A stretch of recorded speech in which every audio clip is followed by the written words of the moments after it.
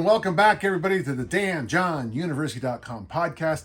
I'm Dan John. This is episode 259, and I find that's amazing. So, hey, listen, this is a question and answer podcast. You ask the questions, and I do my best to answer them. If you have questions, send them to podcast@DanJohnUniversity.com.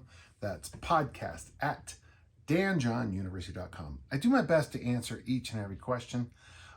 Sometimes I will eliminate, really like medical intervention questions. I'm not comfortable with answering those, especially blind. The old joke when I was a football coach. If I ran on the field and I saw this thing sticking out of a person's arm that was white with blood on it, technically we weren't allowed to say, "Oh, you broke your femur." We had to just say, something else. Of course, I'm still working on what a clever thing to say when you see a bone sticking out of a thigh. I'm here to help, and let's get started, okay? Our first question is from Graham, and I think he's asked questions before. I was wondering what you thought of the back squat's role in Olympic weightlifting. And he's going to talk, and this is going to be a good question, and I appreciate it. When I was young, the Olympic lifters, and I have all the magazines up there, basically most of the Olympic lifters pre-1972, the workouts look something like this. Clean and press, snatch, clean and jerk, front squat, I'm exhausted, I'm going home. And some would throw some pulls in at different times. And then when the press got dropped, I had this conversation with Kim Goss. Now, Kim Goss is a famous writer. We grew up together, we lifted against each other for years. And he went to a clinic one time and they said, all these guys ever say is back squat, back squat, back squat. And the problem is chasing back squat numbers for an Olympic lifter. You will get strong, but the question always is it in the right direction? Like a lot of people might notice that, I think it's kind of interesting in my case that my Olympic snatch is half my Olympic deadlift, but there's no way I could drive up my snatch by upping my deadlift. And by the way, my PR on the deadlift is just right after my mom died. So that was 1980, and my PR on the snatch is 1991. So there is no correlation or causation there. Let's answer this question. I know it builds strength, but I haven't noticed too much carryover from the back squat to my actual Olympic lifting. And I think a lot of people notice that now. I also wondered if you had any insights to Vasily Alexiev's method of training, as I haven't been able to find anything written by him directly, but I've gathered that he purposely back squatted much less weight than his competitors, which makes me think that he was potentially treating the back squat as a tool for speed, now it's interesting, or some form of conditioning, but I also can't find much on how he actually performed them. Thank you for your time and all that other helpful advice that you have put out there on the internet. Well, you bet, Graham. Happy to help. So yeah, when I was young and handsome, probably, teens or 20s, somewhere I read that Vasily said you should never let your squat run. And I want to say it's 20 kilos, but later on someone corrected me and said just 10 kilos more than your clean and jerk. What I noticed in my career, Graham, is that when I kept my back squat in that range, so when I was clean and jerking 175 kilos, which is 385, I don't know if I could have squatted, the way I think you should squat, deep, really deep, chest vertical-ish as best as you can with your build. I don't think I did much more than, the low 400s, which is 185 kilos-ish, So for me, I have found that Vasily's insight for me personally and for my coaching has always been right on. The other thing Vasily did a lot of, he did complexes. I have somewhere, and I was looking around for it earlier today, and I've gone through all my old materials, and I'm trying to consolidate things into much more logical piles, and I've reorganized all my strength and health up there, and don't worry about it. But I'm looking for that, because I know when I first went on the internet, someone shared with me Vasily's programs for I want to say the Soviet national team, and I think I'm right. It wasn't the Russian national team yet. And there was a lot of complexes. The thing about complexes in the Hebrew Hammer's new book, he talks about some of these. It's not out yet. It's going to be called the Kick-Ass Insider's Guide to Kettlebell Complexes. Alex Salkin's new book, which I wrote the foreword for. He goes into a lot of depth on what we're talking about. So Graham, keep an eye out for that book. I don't think it's published. It could certainly be by the time this particular episode comes up. I got to tell you, folks, complexes, I'm putting up a new one over at danjohnuniversity.com. It is my Westminster Griffins. That's the team I volunteer track. I'm the volunteer throws coach. And it's our deep off-season training program. And it's complexes and circuit training. And because we have this motto, fit goes far. Now, as the season gets closer and closer, it becomes smooth goes far. But to be smooth, you got to put the work in the deep off season. So I'm a big believer in complexes. So if you believe in complexes and you believe in appropriate squats, what you might find is a program like my Mass Made Simple, where it's basically, someone just told me the other day, they were shocked with Mass Made Simple because the complexes kept them lean and the high rep back squats seemed to put mass on them, and they thought it was a perfect combination. And it's funny because I wrote that book, sneaking up on 2 decades ago is when we practiced it. The book, when I'm speaking now, is probably 15, 16 years old. But it seems like about once a month, someone will email me with another insight that I somehow missed when I wrote the book. He continues to go on, Graham continues to go on with this idea that he purposely back squatted much less weight than his competitors. We always run into, that's why I tell people, if you want to be a good strength coach, study economics. Economics is the foundation of being a strength coach. I guess there's a lot of value in knowing all the bones and muscles, but honestly, economics is more important. And one of the things you pick up is, there's causation versus correlation, but that's become such a cliche, I don't even want to think about it anymore. But one of the things you begin to notice is that when you're looking at the hard numbers, very often you see these weird things. When I was at the Olympic Training Center back in, so I've been there a couple of times, but one of the coaches helped me with this thing. This would be, I think, either 90 or 91 when I was there. I was also there in 84. But they had this little spider web idea where they had the power snatch, the power clean, the clean and jerk, the back squat, and the front squat. And there was this little thing where you would plot your bests, or you'd even plot your sets of 3 is what the one guy told me. Get your 3s in there. But that was too hard for me to figure out. So I just did with bests. And then all of a sudden, you were looking for like a perfect geometric shape. So we do that with the Sleepus and Seattle standards. We use the diamond shape. You want to be, it's probably better to be all 4s out of 7 than it is to be a 7 in one thing and a 1 in the other. And if you are, we call that a flat tire because it just goes like that. Instead of a nice diamond shape, it goes like that. And it indicates you have an issue. So what was nice about this spider web concept, and I sent one to Lincoln Brigham, famously years and years ago. This is 20 plus years ago. I plotted his for him. And what's nice about it is you start to look at the balance of your lifts.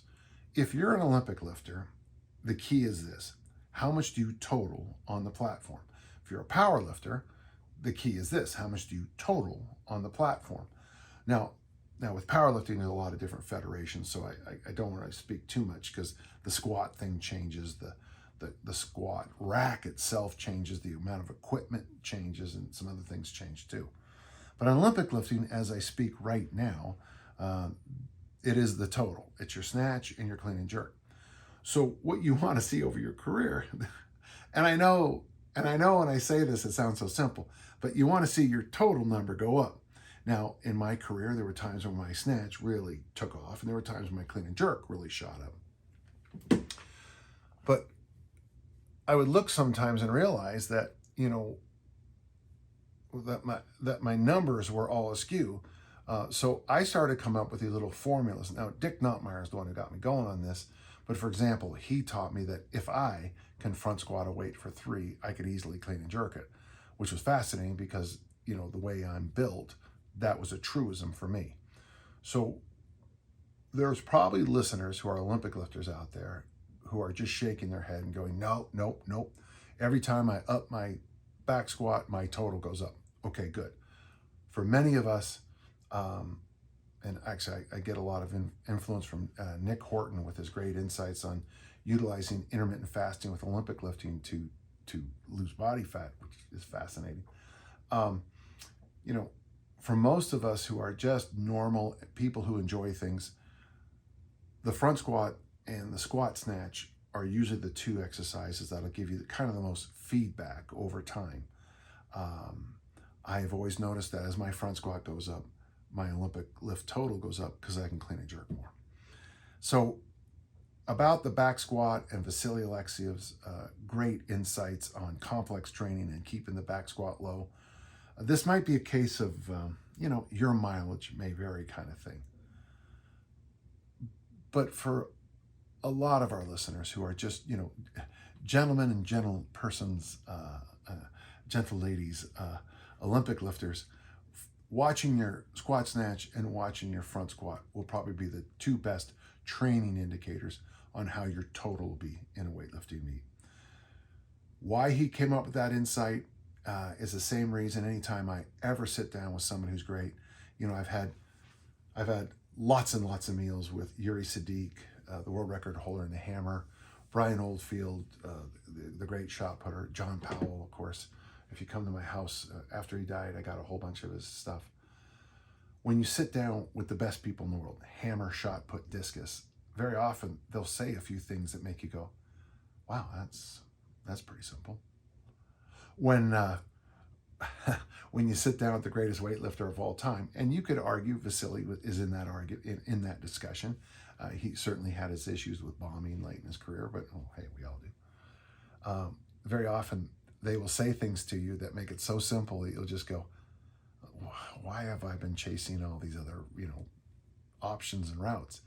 Tommy Kono in Olympic lifting, you read his book, Weightlifting Olympic Style, you just kind of finish the book and go, I can't believe how simple all this is. So maybe when you're, the first person to clean and jerk 500, first person to clean and press 500, and then you go to the Olympics and you just decided that, at the 76 Olympics, I don't remember the exact number, but I think it was 564. He basically power cleaned it and jerked it for a new world record, 564. And I know for you CrossFitters, you're like, for how many? Just for one, so you're right. Great question, Graham, and I appreciate it. Good question. And I got to tell you something else. I continue to go back into my own personal history. This is that little red book I mentioned not long ago. And inside of there is a number of articles and feedback from these different lifters of his era. And a lot of them would say that they were influenced by Vasily Alexiev. So fun question, and thanks for you asking that. So Neil asked a question. This might be for a small audience, but here we go. You mentioned in Lessons from Southwood a variation where to save time, the cleans and presses were done together, and that once you tried this with the front squat. Actually, this is the barbell workout from the Armor Building Formula, my new book. We didn't plan this at all, but this is my new book, Armor Building Formula, Bodybuilding for Real People, Dan John, from danjohnuniversity.com/bookstore. That is the program I use in the book for the barbell training, is a variation of the Southwood program. One of the reasons I did it is when I was studying my history as a coach, my history as an athlete, going deep into the archives of strength and health magazines from the 50s and 60s and 70s, I just kept coming away with these complexes are an amazing way to build, to bodybuild, but it's all that pre-Arnold, the education of bodybuilder stuff. So he asked this question. So when we put together, now first off, buy the book, but if you're just going to do the Southwood variation and the way we did it, so to speed up usually when we had to speed up things because of like a schedule at school, we had to do it like this.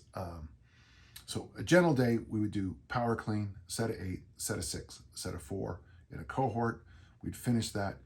If you got all the reps, you would move up in weight next time. Then we'd all military, 8, 6, 4. We would front squat, 8, 6, 4. And then we'd bench press. And while you were you became side spotters and head spotter because we didn't have racks. So the head spotter deadlifted it up, and then the 2 side spotters would carry it over to your chest and go 8, 6, 4. That's the standard. Under time restraint, and that would happen with assemblies and whatever, we would do the clean and the front squat back to back. You could do 8 cleans followed by 8 presses, which would be the standard complex. Or you can do it somewhat like I recommend in the book, and I got this from Harry Pascal's work on Bosco: clean and press, clean and press, clean and press, clean and press. One thing I discovered is if you go clean, press, front squat, 1, clean, press, front squat, 2, clean, press, front squat, 3, those front squats accumulated to make it almost impossible for you to get the set of 8 and the set of 6 and the set of 4. So most of us move to, and I think this is the way I explain it in the book, because I think this is the best way to do it. Obviously, there's other ways to do everything. But what I think you should do is, and this comes from the armor building formula, clean and press, clean and press, clean and press, clean and press to the number you want to get.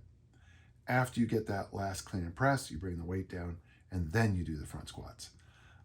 Otherwise, the front squats just, I mean, maybe for a natural born squatter, you don't have to, but for the rest of us, that's the way I recommend it. So clean and press, clean and press, clean and press, finish the rep scheme, do the rep scheme for front squats. I hope that helps. Every variation of complexes is always rough. Okay. The end, Neil. Great question, and I enjoyed answering it. Brought me back in time a few decades and a millennium. Conrad asks a question. My question is about life after the 10,000 swing challenge. Conrad, after the 10,000 swing challenge, there is no life.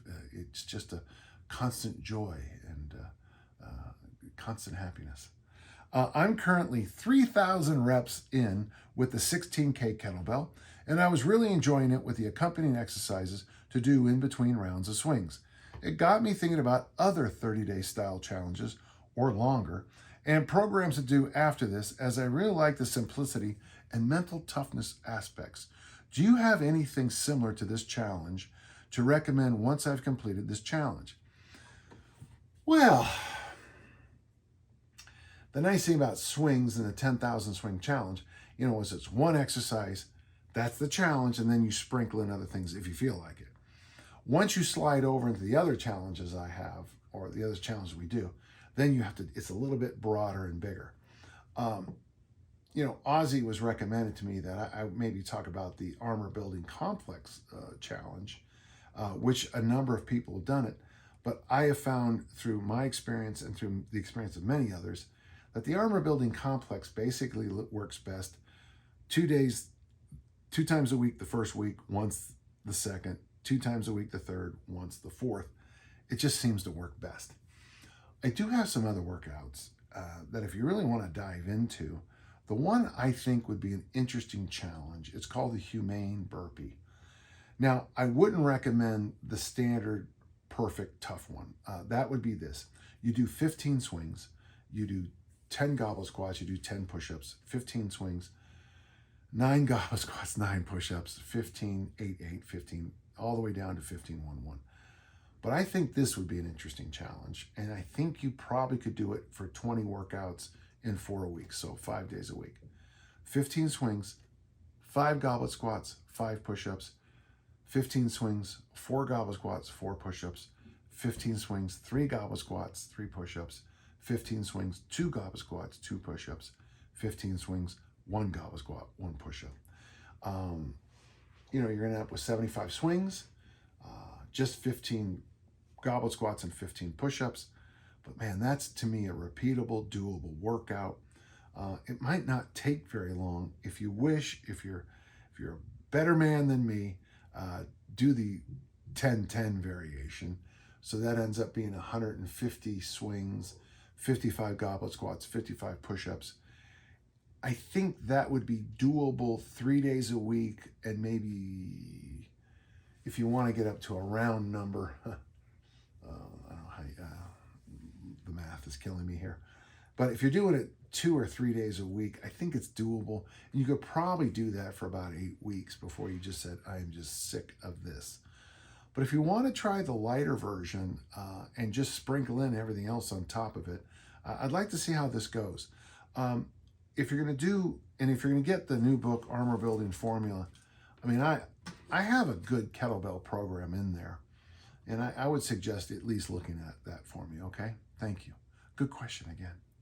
We have a question from Michael. Now, before I start with this, it's always tough for me because Michael's going to ask me to mention a famous person, and the famous person is Tim Ferris. Now, Tim does excellent work.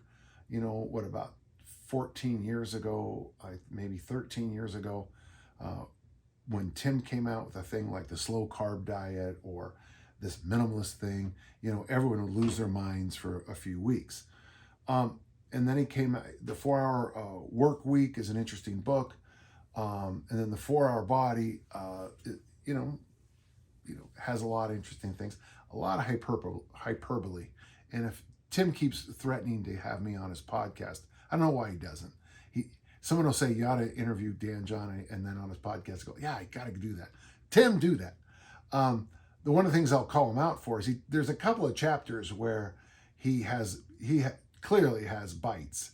What are those things that where you have clickbaits? He has clickbaits on a few of the chapters. And there's one that, the 15-minute one, if you've read the book, you know what I'm talking about. My question, says Michael, is about your thoughts on the kettlebell workout in the book, The 4-Hour Body by Tim Ferris.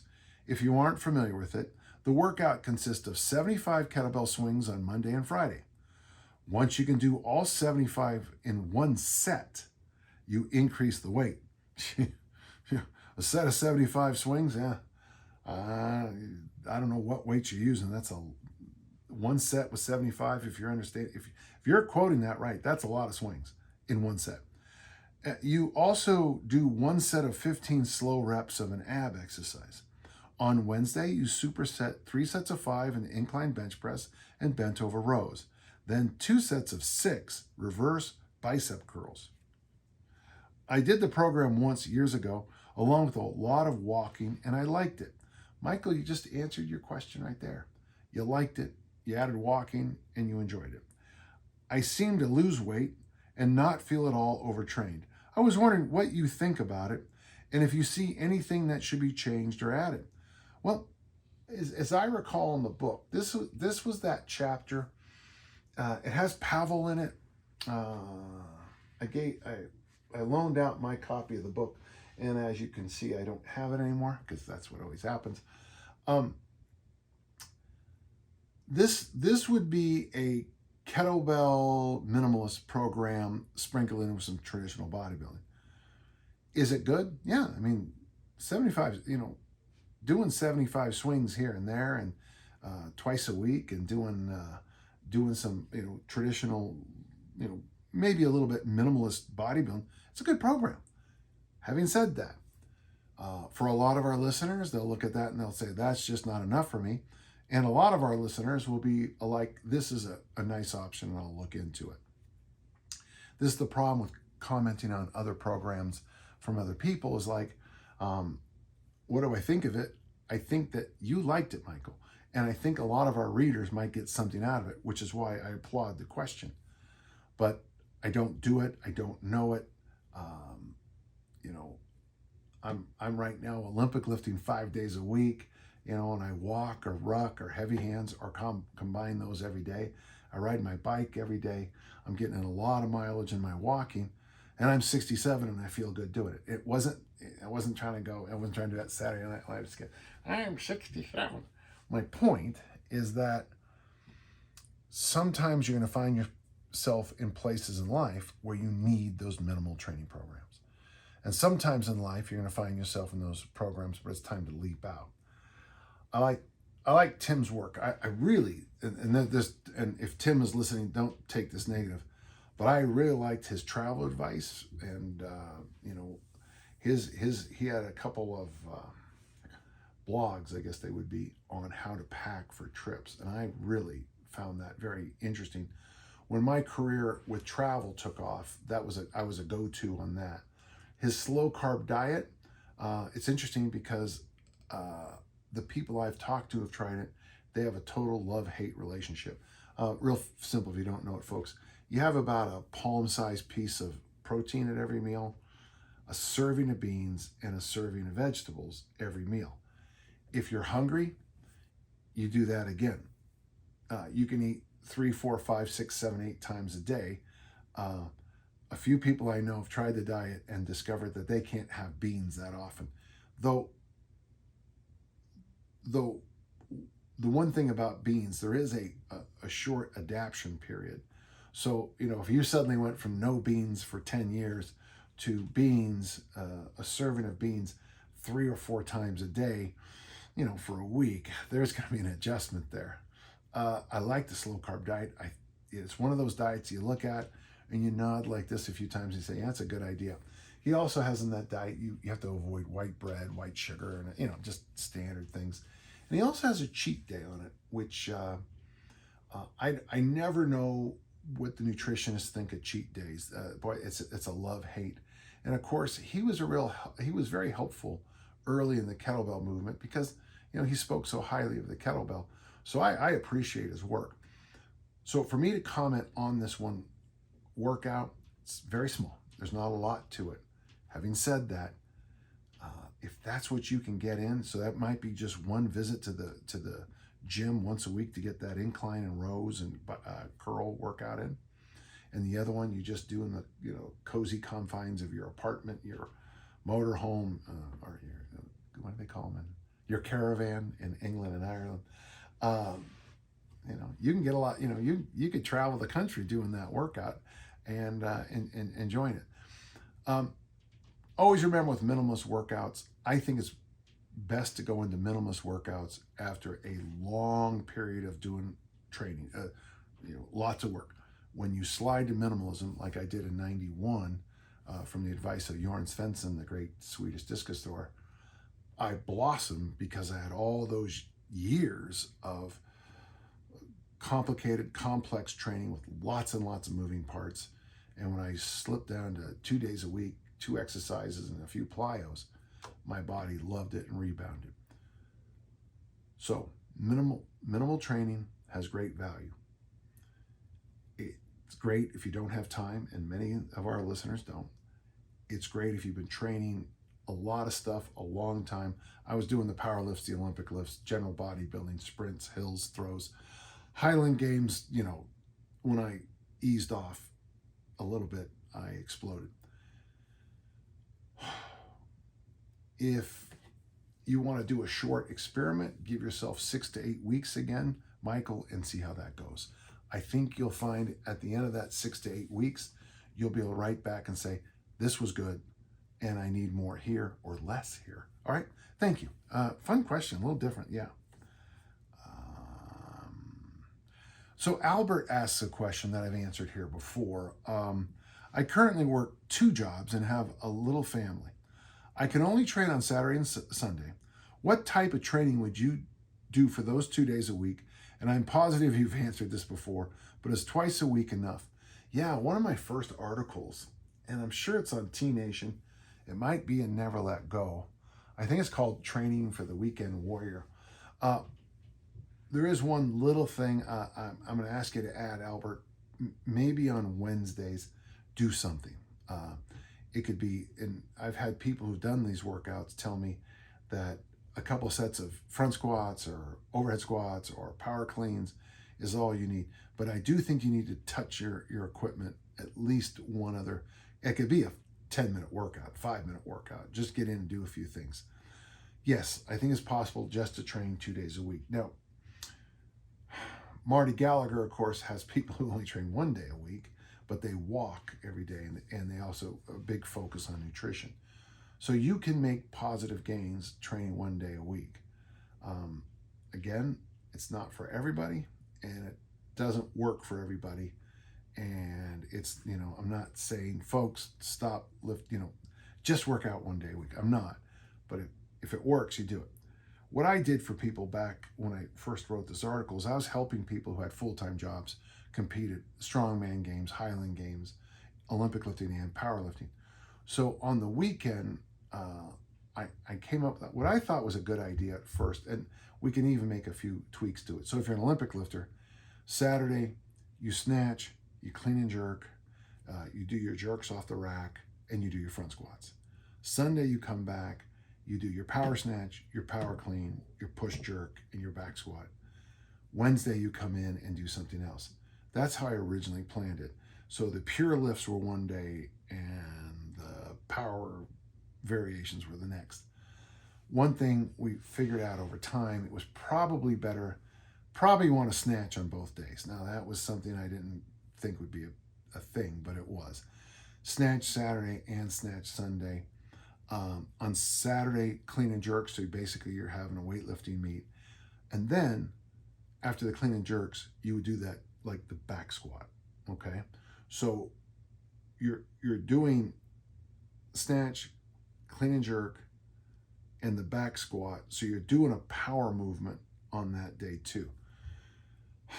On Sunday, this could be a long day, you snatch, power snatch if you think you need to. Most people don't if they're snatching twice. Power clean, push jerk, front squat. So you're getting the Olympic lift and the front squat variation, again, from Nick Horton. If front squat and squat snatch as often as you can as an Olympic lifter. And I found that to be very helpful in my own career. If you're a power lifter, you could do, if you can, Saturday morning, you would have a mini total every week. It's not always going to be perfect, but that's what you do. You come in, back squat, bench press, deadlift.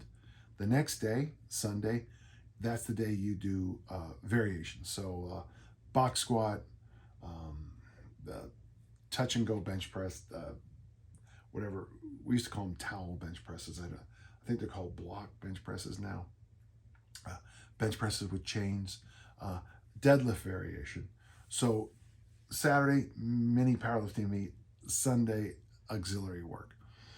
If you're a Highland gamer, this gets tougher and tougher, but you got to throw both days. What I recommended originally, and I think this is a good idea, one thing I learned late in my career as a Highland gamer is that if I worked on the heavyweight for distance and the heavy hammer, I was getting the work for the lightweight for distance and the light hammer. But you could do the heavy events on Saturday. So the Bramer, the heavyweight for distance, the heavy hammer, the caber, and then maybe do some, a little hard day, and then do maybe your snatch and clean. On Sunday, you do your light, the open stone, the lightweight for distance, the light hammer, and then you maybe do work more on your classic strength. Personally, I never thought that back squats and deadlifts were that helpful for Highland Games. I thought the Olympic lifts were far better, but that would be a good day to front squat in military. With the Wednesday being one other thing. Personally, if you're a Highland game, or you should throw, but this is how I would work it out. Where 1 day is a little bit, so you start off with the explosive stuff and finish with the slower stuff. The next day, maybe, vary it. You can see that this isn't science, this is art. This is how it works. This is whatever you can do. If you're really you just want to stay in shape and look good and stuff like that, I have a workout called the Perfect Workout. That might be a good thing to do on a Wednesday. It takes me about 8 to 15 minutes to do it, depending on the load. And then on the weekend, you could do a traditional whole body workout. Of course, when I think of a whole body workout, I think of overhead squats, straight leg deadlifts, dips, chins, side bends, suitcase carries, whatever you want to do. that to me is a whole body workout. And the next day, maybe go for a long hike or a long bike. I keep throwing variations at you, Albert. It's a tough thing to do, but once you work around it, it becomes very easy. As long as you have a general basic plan. It doesn't have to be perfect, but just basic and you'll be okay. Thank you. Fun, interesting question. And yes, I've answered this before. Ryan asked a question. I've been mostly a calisthenics trainer, doing lots of pull-ups, push-ups, and dips. I have been getting into kettlebells and I want to focus on the press. And this is interesting. The problem is that my overhead mobility is absolutely terrible. I cannot get any kind of decent overhead position. My lats are tight, my pecs are tight, etc. Could you suggest a general course of action to restore my overhead mobility and get my kettlebell press off the ground, which is kind of a funny way to say that. Should I stop doing pull-ups, push-ups, and dips for a while and just focus on the press? So when I work with military personnel, especially certain groups, I jokingly call them golems because they kind of start to look like this the longer and longer they do things. You know, the answer to everything is bench press, pull up, and, you know, destroy your neighbor. You know, you always have to beat your neighbor, even if it turns you into, you know, Gollum. When we first start working with mobility work at all with these guys, they scream and cry about how tight and stiff they are. And what I constantly try to reinforce with these guys, you got to put weights overhead again. You got to quit doing the push-ups, and weirdly, the pull-ups for some of them really seems to tie them up a little bit. So yeah, weirdly, calisthenics, not gymnastics, calisthenics by themselves, do tie up some people. Mobility, finance, strength, relationships, they're all based for retirement accounts. They're all based on the same formula, little and often over the long haul. So Ryan, what I would like you to think about is, instead of trying to fix this today, you know, give yourself 2 months, 3 months, and I want you to nudge yourself into better positions every day. You know, maybe you have to go light. I mean, you know, I'll pick up a Sharpie for you. Maybe you have to go light. This is a Sharpie, not very heavy either.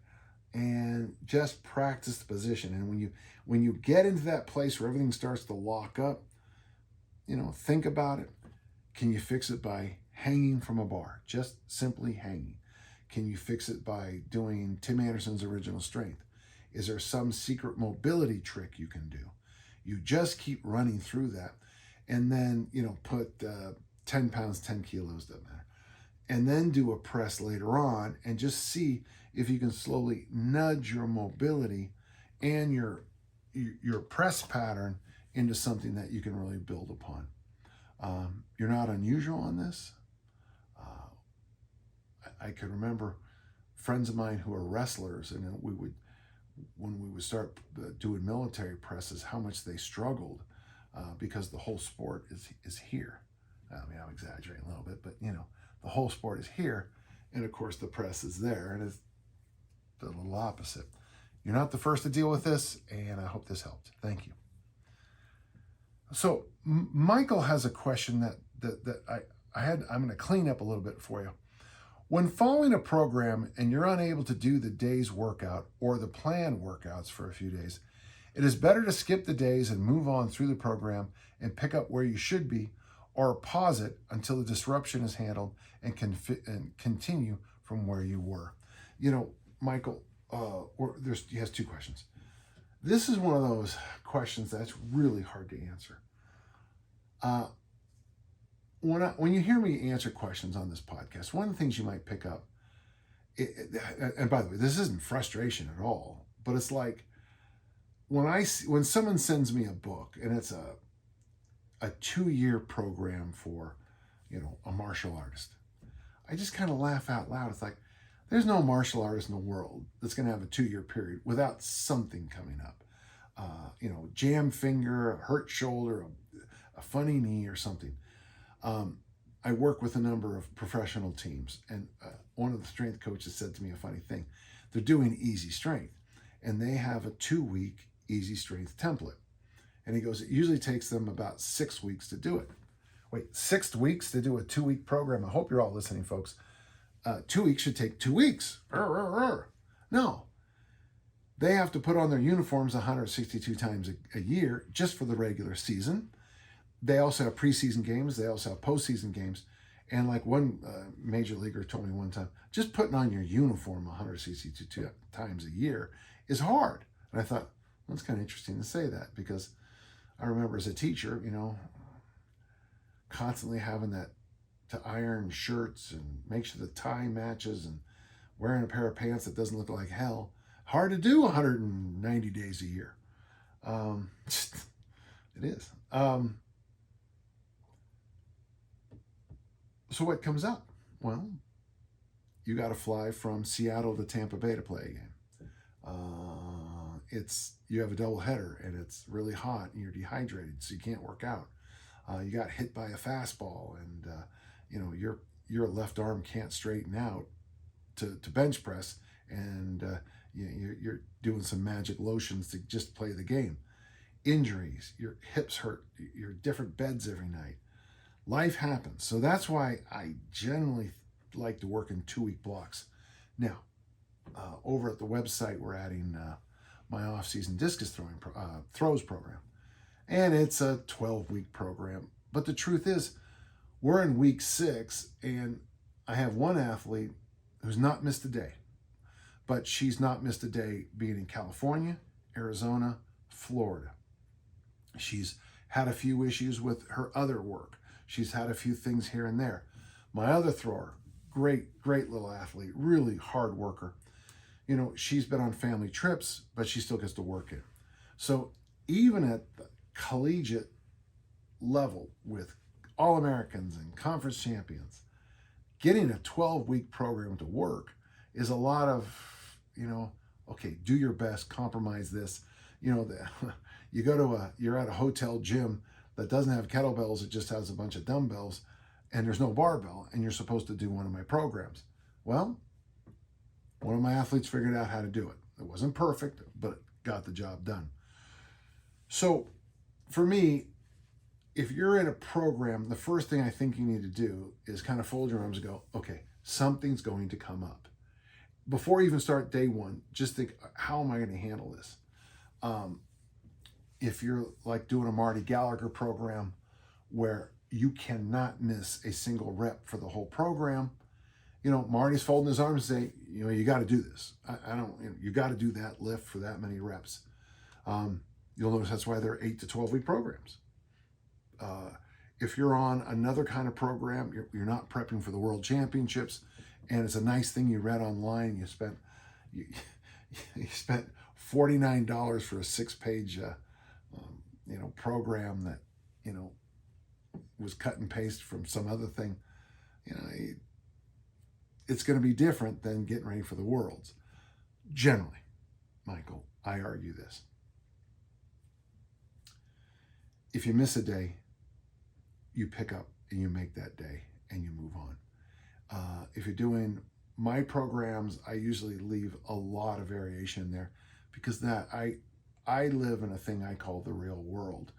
And honestly, sometimes when I'm online, I don't know where you people live, because how you guys can do the workouts I read on these forums and stuff like that. The first time I did the armor building complex, I did it with 700 pounds per hand, and I did it for 6 hours. Wow, that's impressive. I don't know how people do these magical things they do online. Someone told me that, and I'm shocked to say this out loud, gentle listener. So if you're with children, you may have to pull over the car, because it's going to there will be shock and tears. Some people lie on the internet. Yeah, that's what I've heard. So generally, I say, if you're doing a program and you're actually going to try to finish it, that's a lot of ifs. Pick up where you left off and do your best to stay on track as best you can.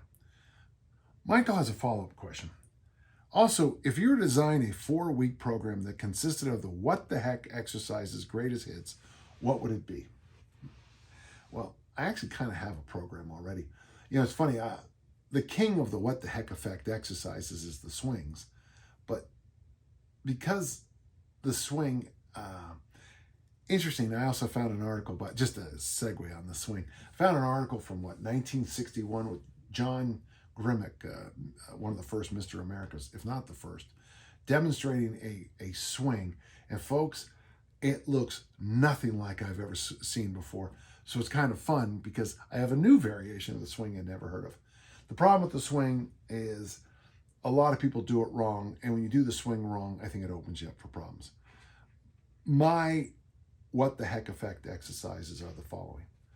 These are the king of exercises in my humble opinion.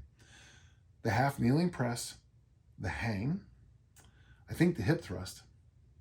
I have an exercise that's called the goblet squat to the overhead squat. I think it's brilliant. And then suitcase carry. You could also throw in my exercise called the Bulgarian goat bag swing, which I have a question coming up on in just a moment. But I have a workout I have posted here on YouTube called the Perfect Workout, where it's 3x8 half kneeling press, and each round of that, because you do left and then you do right because they're one-handed, you hang for 30 seconds. You do 3x8 of that. You do a to failure on the hip thrust, which is a great, I love doing that. You do goblet squat to overhead squat drill, do a set of 8, and then you kind of go as far as you can on the suitcase carry and back. There you go. Michael, if you can do that 3 days a week, and I joke, of course, calling it the perfect workout, it's pretty good, but it's not perfect is a funny term. But one thing I like about those exercises is that the reason I picked them is that every one of those exercises does more than what you think. So on the half kneeling press, you get the hip flexor stretch, you get all that core or column, whatever you want to call it, work, anaconda strength work from the one arm half kneeling press. It makes you do a lot of things. You get a great shoulder workout, you get great triceps workout. Your ab wall has to be lit up. The hang is great for grip strength, shoulder mobility, shoulder flexibility, and it's a great exercise. I love it. The hip thrust, I'm shocked how fast you can teach the hip thrust. And going to failure is just hilarious, watching people in so much pain. The way we do it, we have the band around the knees, so you have to hold the clamshell position.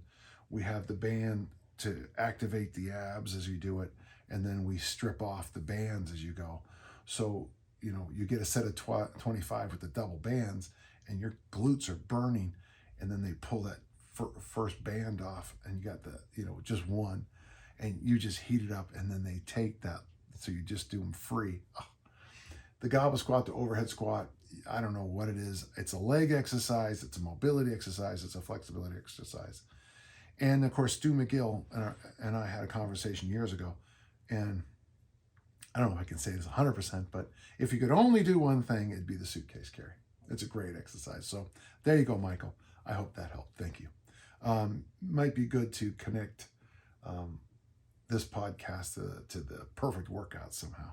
Thank you. Zach asked a question that I'm not going to spend a lot of time on. What are your thoughts on the so-called T-Rex swings when the elbows bend and the kettlebell's kept close to the torso? I don't think they're very good at all. I think you lose one of the great benefits of the kettlebell swing. And to me, that's throwing the bell out as far as you can away from you, so that you have to plank to hold on to it, so that your whole body gets rigid and tall at the top, so you can fight against it. There's this momentary isometric contraction of the whole. And if you can say posterior chain, anterior chain, transverse chain, and slow train to the Orient Express, I don't know. All the trains work here. And that's why I like it. When you T-Rex, very often you're just missing a lot of parts. Go to one of my RKC certs or hardstyle certs, and I'll teach how to do it. Thanks, Zach. I know, short question, but that's all we got.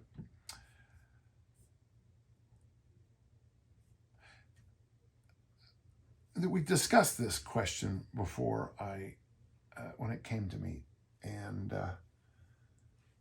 it was an interesting discussion because I'm the only person who thinks I should answer it. So I'm going to answer it for you.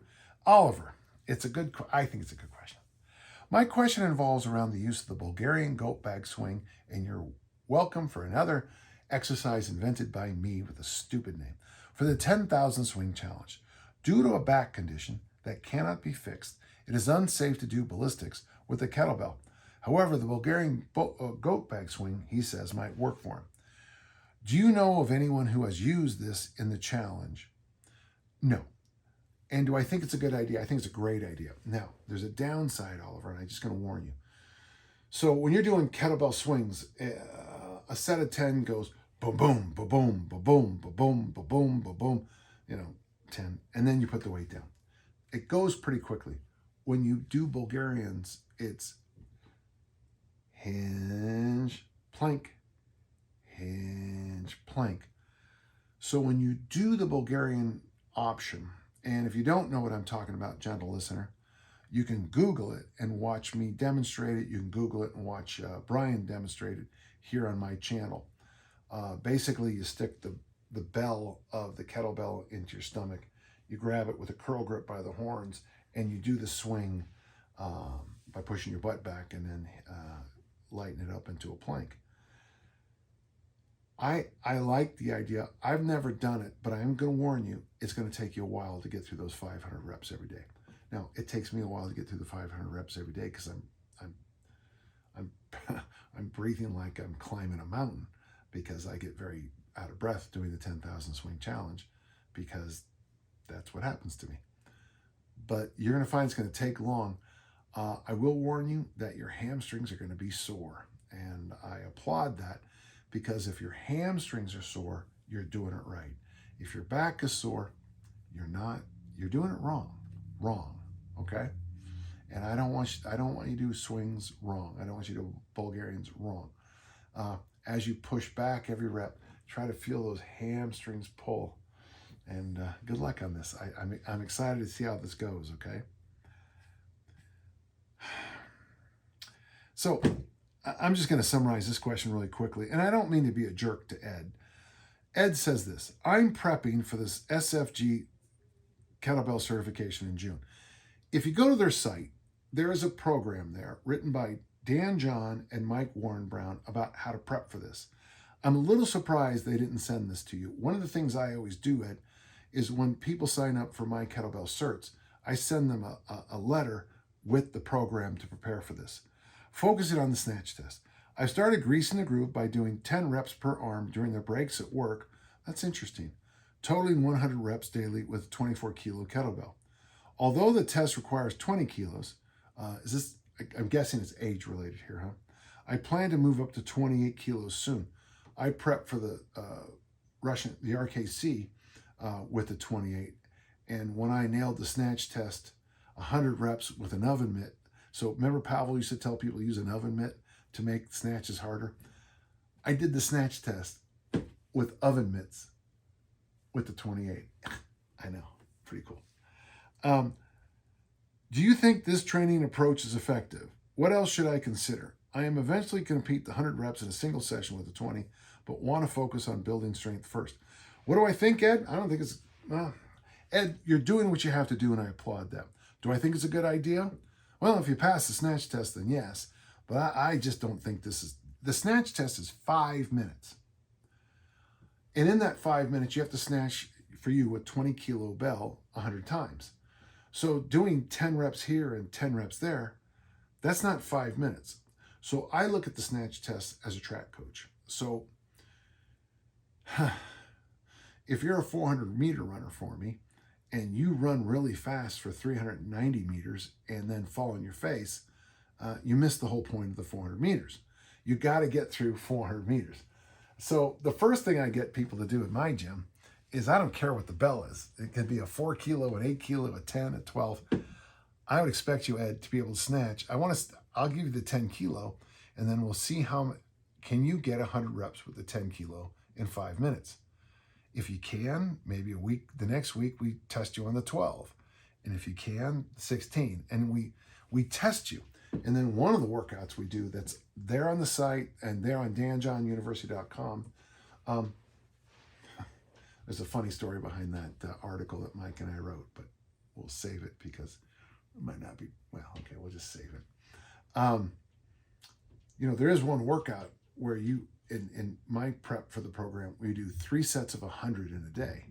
And I can remember Lacey preparing for the RKC cert. I think it was down in San Jose.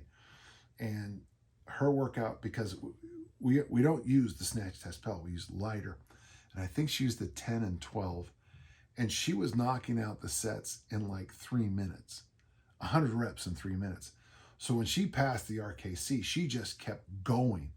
I want to say she did 131 reps in the 5-minute test, though it might be higher than that. If you train with me, you can't just pass the test. You have to crush the test. So Ed, I'm sending you off to danjohnuniversity.com and to the other places online that have my Snatch Prep program. Do I think this is a good idea? Well, we'll find out if you pass the test, because when I received this question, I think you've already done it. So good luck. And I would like to know how you did on that, Ed. Okay, thank you. Marco asks our last question, and it'll be fun. It seems to me that in a recent podcast, you mentioned that you gave up on pull-ups in your new hypertrophy book, The Armor Building Formula. Since I adore them, can you give me a concrete answer why? Yeah, I have a whole chapter in this book on it. Maybe you should buy the book. danjohnuniversity.com/bookstore. I'm just joking with you. I hope that in the new book, there are some guidelines or ideas on how to best integrate them into the training itself. I'm currently doing them after the ABC complex. That seems somehow more logical to me. So, Marco, first off, I agree with you. I think if you're going to do pull-ups, separate them. Okay, the issue is, I'm not going to give you everything, okay, Marco? I mean, I got 2 dogs, I got daughters, I got 4 grandchildren. I got to make a living here. Got to sell my books. So, number one, no matter when I talk about pull-ups, guess what the first question is? Okay, I'll say, 3 sets of 3 is a good workout. First question, Dan, I can't do a single pull-up. What should I do? So then I have to come up with a pull-up program for that. And the moment I come up with a pull-up program for the person who can't do 1 pull-up, then people ask me, when you say hang, what do you mean by hang? I mean, hang. Well, do you mean, and then they'll come up with like 20 hang variations I've never heard of. So basically, Marco, it's frustration upon frustration when I answer that question. Right after that, the next question that shows up is, Dan, whenever I do pull-ups, it hurts my elbows and I can't do them. Right. And the joke we've used for, this is from the last millennium, middle-aged pull-up syndrome. Once you hit a certain age, your elbows hurt. You can call it tennis elbow, golfer's elbow, pull-up elbow, but it's MAPS, man. So when I say pull-ups, and then the other thing, and I'll give it all to you, is this always follows up. Dan, I don't have a place to do pull-ups or chin-ups. What should I do? So questions about people who can't do pull-ups, question people who get hurt doing pull-ups, question about people who can't do because they don't have equipment. So I just kind of sat back one day and I went back through, and I went deep, man. I went back through all the Harry Pascal books. Those are the Bosco books from back in the day. And then I went to workouts by Frank Zane's first workouts. Frank Zane, Mr. Olympia, one of the greatest bodybuilders of all time. Probably as I sit back and fold my arms after all these years, Frank was my favorite bodybuilder. He was a school teacher. He's an artist.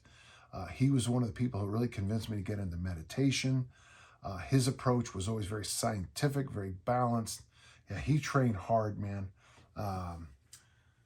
Frank Zane's first workouts, there's no pull-ups. When you read a whole bunch of early people's training, there was no pull-ups. Since I believe, and this is a foundational belief I have, Marco, that the body is one piece, I get questions sometimes about the armor building complex. Well, what do you do for chest? Well, the body's one piece. I'm not a believer, like many of our listeners and readers, that the body is lumped together like Frankenstein's monster. I believe it's one piece.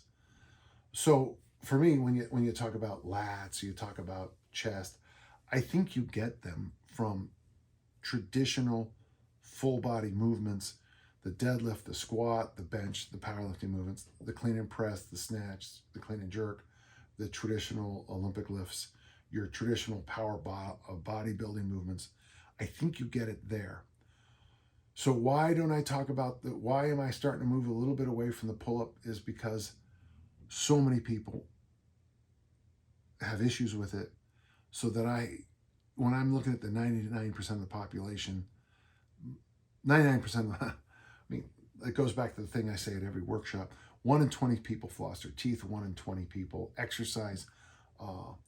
So when I'm looking at the group of people who does exercise, the 1 in 20, if 19 out of the 20 people have issues with an exercise, I kind of scratch my ear and go, well, the 1 in 20, for the 1 in 20 of the 1 in 20 who love pull-ups and chin-ups, do pull-ups and chin-ups. For the rest of you who just want to look good, feel good, move good, do whatever you think is appropriate. I know I know, Marco, that's not the best. Oh, by the way, I read online that I rant all the time, which I thought was hilarious because obviously you've never actually been with me. If you think that was ranting, you ought to hear me go off on all kinds of other things. So that's why, Marco, and it's not, here's the thing. When people say, well, Dan, why you're against lunges? Well, I'm not against lunges. Well, but look at the workout I was talking about. This person is having you do 10,000 lunges, but they're not around to help, fund your knee repair. These burpee things. It's not that I like or hate burpees, but they're just not that good of an exercise in the grand scheme of things. When Royal Burpee came out with it, he expects you to do 4, and it was just an assessment. There's a lot of exercises I look at, and I'm just like, they're fine, but why do people just have to overdo it? I can't wait for someone to come, I can't wait for when front squats or overhead squats become like the thing, except they never will, because overhead squats are really hard. And if you do, the old standard I have that Mike Weeks gave me years ago, overhead squats, your body weight for 15 reps. I don't know. And when that becomes a thing, give me a phone call because I'll be interested. The things I love to do generally have a built-in governor to stop you from being too stupid. Overhead squats, if you have a sloppy rep, weight goes to the ground. Suitcase carry, if your grip goes, the bell goes, and you're done. I like self-limiting exercises that you don't have to talk about reps and sets. The reps and sets are often dictated by the load, the movement, and your body's response to it. I hope I still remember what I'm talking about here. That was interesting. And Marco, good question. Funny thing is, I sit back here. These were a lot of good questions today, and I really appreciate it. Remember, if you have questions, you will send them to podcast@danjohnuniversity.com. As always, I'll do my best to answer each and every one. And until next time, let's all keep on lifting and learning. Thanks so much.